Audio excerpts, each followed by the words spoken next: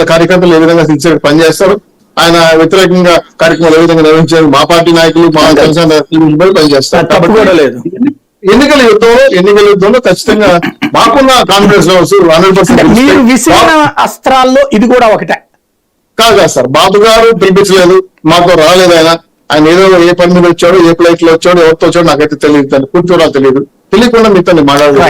కిషోర్ గారు మాట్లాడు, తెలంగాణలో మాట్లాడు, ఆంధ్రాకు రాలేదు. ఆయన గతంలో వచ్చే విషయం మేము డిస్కస్ చేసాం. మాకైతే పూర్తిసారి నమ్మకం సార్, మా పార్టీ అధికారంలోకి వస్తుంది. ఎవరు ఎన్ని మాట్లాడినా ఎన్ని అస్త్రాలు ఎన్నో రాజకీయ విమర్శకి కిందకు వస్తాయి, కానీ జనం అయితే 3 ఆఫ్ ది స్టేట్ మారిపోయారు. జగన్మోహన్ గారి మీద యుద్ధం అయితే ప్రకటించినట్టు సిద్ధంగా ఉన్నారు రాష్ట్ర ప్రజలు. రైట్. రవికిరణ్ గారు ఏమంటారు? టైగర్, ముందుగా మీకు తోటి ప్యానలిస్టులకి న్యూస్ బెంచ్ వీక్షకులందరికీ శుభ సాయంత్రం అండి. ప్రశాంత్ కిషోర్ గారు ఎన్నికల వ్యూహకర్తగా గత కొన్ని సంవత్సరాలుగా ఆయన రిటైర్ అయిపోయారు, మరి రిటైర్ అయితే అయిపోయారు.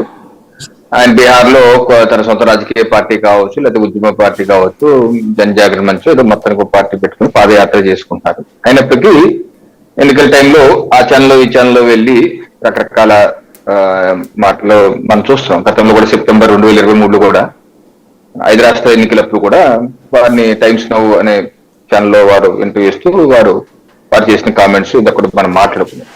తెలంగాణలో బీఆర్ఎస్ కంపల్సరీగా వచ్చేస్తుంది అని చెప్పి అన్నారు, రాలేదు. అలాగే కొన్ని రాష్ట్రాల్లో ఆయన ఇది చెప్పారు, అది సరిగ్గా వర్కౌట్ అయితే కాలేదు. బట్ ఒకటి ఏంటంటే రాష్ట్రంలో ప్రశాంత్ కిషోర్ మాత్రం మంచి పాపులర్ అయిపోయారు, దాంట్లో ఇంకా పాపులర్ అయిపోయారు. కానీ ఏదన్నా కావచ్చు, సంవత్సరం క్రితం వరకు అయితే ఆయన బీహార్ డెకాయిట్, బీహార్ గజ్ దొంగని, రాష్ట్రంలో జరుగుతున్న ఏ ఒక్క దేనికన్నా సరే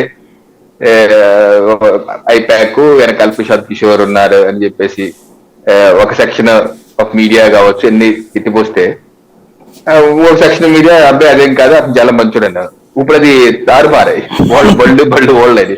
వీళ్ళేమో సూపర్ తోపు తురువు అంటున్నారు, వాళ్ళేమో అబ్బాయి లేదా అతను పని అయిపోయింది, బీహార్ లో చెల్లని నాణ్యం ఇక్కడ ఎలా చెల్లుద్ది అని చెప్పేసి అంటున్నారు.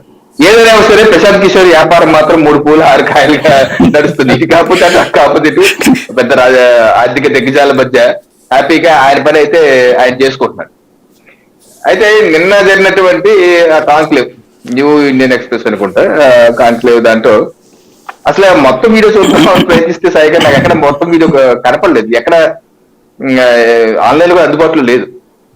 ఏదైతే ట్విట్టర్ లో వాళ్ళు పోస్ట్ చేసిన బిట్లు మాత్రం కొన్ని బిట్లు ఉన్నాయి, అసలు మొత్తం ఏం మాట్లాడాడు అనేది తెలవలేదు.